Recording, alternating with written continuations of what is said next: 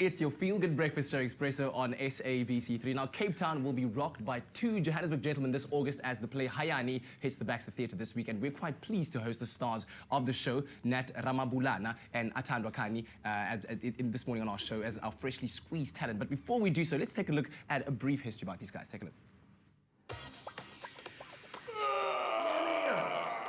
It's a double serving of sexy in this week's Freshly Squeezed with Nat Ramabulana and Atandwa Kani. It's taken more than an extraordinary bloodline for Atandwa to profess himself the Prince of South African theatre. You have heard all the relevant facts. Needless for me to call upon all the state witnesses from Mr. X1 to Mr. X16, who would testify in this court beyond all reasonable doubt that the accused is guilty. The son of the prolific John Kani has had to earn this name by studying the craft of performance. He has appeared on screens both locally and abroad, including SABC2's 90 Plain Street, the British series Life is Wild, and The Bet, a made-for-TV movie. Zandra, I could have any girl I wanted, anytime, any place, anywhere. You want to put your money where your mouth is? So when do we go out there?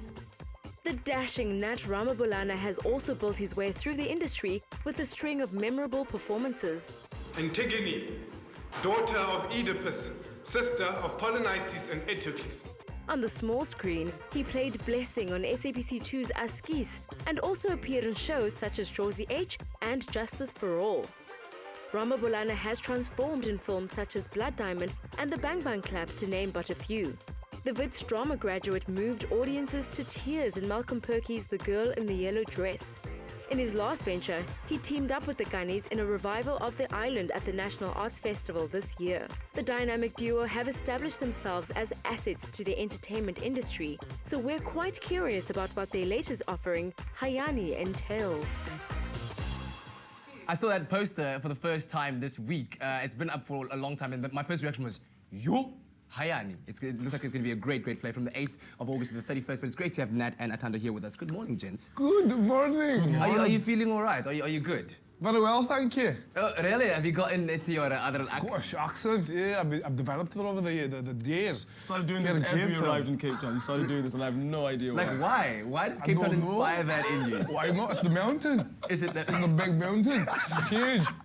It's great to have both of you guys here, and I think a lot of people out there can't wait to go and see Hayani. We'll talk about that a bit later on, but I want to talk about your individual careers and how they've brought you guys together to where you are. Just by the way, these guys aren't twins. They just happen to SMS each other every night. Okay, no, tomorrow, ki jeansy, ki black shirts, and lily leather. Go on.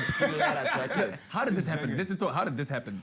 This happens too often, actually, for it to be actually okay. I don't know. I mean, I get dressed first, and then he goes on, and then it's fun. He's the cool one. I'll admit that. Oh, is that so? Right. No, he's not. I am. No. I don't know. We just, yeah. I want to talk, let's start with you, Nat. Your career in acting, where did it all start for you? When did you realize that acting is something that you really wanted to do, take it seriously, develop some accents along the way at all? Love that. He's matching me. Really He's good. good. You're good. He's good. We should swap. Good, yeah. I've had some huggers this morning. Lovely. Beautiful story. I was in Standard 9, and an English teacher of mine, Mrs. Green, yeah. she gave us a task to do a poetry and performance, to take a poem and develop it into a performance. And I naturally instinct kicked in, and I had to play this homeless lady at the homeless lady. At the robots. And after the performance, after performing it in front of the class, she was like, wow, you're quite talented. You're quite a talented actor. Yeah. And for the first time in my life, I felt good at something. I felt celebrated. I was like, oh my word, finally, I think I have some direction in my life. And I pursued it, and that was that. I want to revisit that in a moment from now, but let's move on to you, Atandwa. What about you? I mean, obviously you come from an acting pedigree with in your family. Yes. It's been there, and was it just a natural instinct, one of those things that you felt like, but it's in my blood? Well, I mean, I was practically born in theatre. I have been taken to, my old man's an actor, my mother was a model, so I saw every play that he wanted to see, every play he was in, every sort of opening, every function, every premiere, So, I just sort of grew up in all of this. And then rehearsal time, yeah? Yeah, that's during rehearsal time. Look at him, he's just watching us. And telling us how stupid we are. He's so intense, he's so intense. So when I matriculated, I kind of realized I know nothing else, basically. Wow. And I tried to run away from it, a young mind, immature heart. And he caught up to me, and I had to explore it. So I went to Wits. What's that, dude? And I said, "It's Othello, dude. Look at that, huh? The intensity. Right there, boss. Can you see in intensity? Right there, but I can see it in the face there. Have there been challenges? Because I mean, when I read your bios and what you guys have been able to achieve in your lives as actors, it seems like it's all come very quickly, very naturally. Have there been any hectic challenges that you had to face?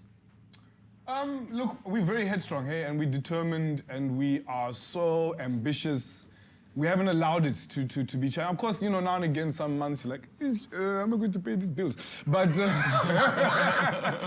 I don't want to talk about the accent you went into when you did that. Exactly. But okay.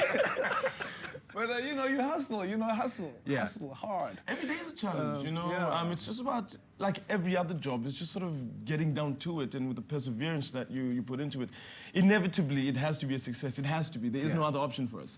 There's no backup plan. Your one most enjoyable moment that you've ever had on any stage where you felt like, ke boso ke mankina. Like, when has that been? Whether on stage or film. Wow, so many. But one that stands out now, we have another play called Identity Pending, which we're going to be performing at schools. Okay. We play these two sort of out-of-life, crazy, out-of-the-world characters, Miss Diversity and JC Bling Bling. And Wow, we totally rip apart stereotypes like crazy. Your Josh Kagao, I'm aware. And your Peacemaker, Julius Malema type, your Indian, your... Please do your Julius accent. Please. Peacemaker. Currently in this juncture, in our sort of abhorrent environment whereby one has to consider the yes, okay. So Yeah. that's there was a moment in that where he plays a Nigerian and I'm this character of mine, JC Bling Bling, who just interviews people a bit like you, but ask them like really terrible questions. And what did I have? I mean, he's totally non-PC. It just has no tact. Yeah. And he just comes up and he does, and it was an unscripted moment, and he just took it too far. Oh my goodness. And I just cracked up on stage, and I had to actually turn my back and And just try and compose yourself for a Yeah, moment so you can carry on with it, man. totally corpsed. Oh, gents, I really wish we had more time. You are so much fun to chat with, and I hope that the whole of Cape Town comes to see Hayani. Of course, check it out from the 8th to the 31st of August at the Baxter Theatre. Right now, time for us to go on a cruise.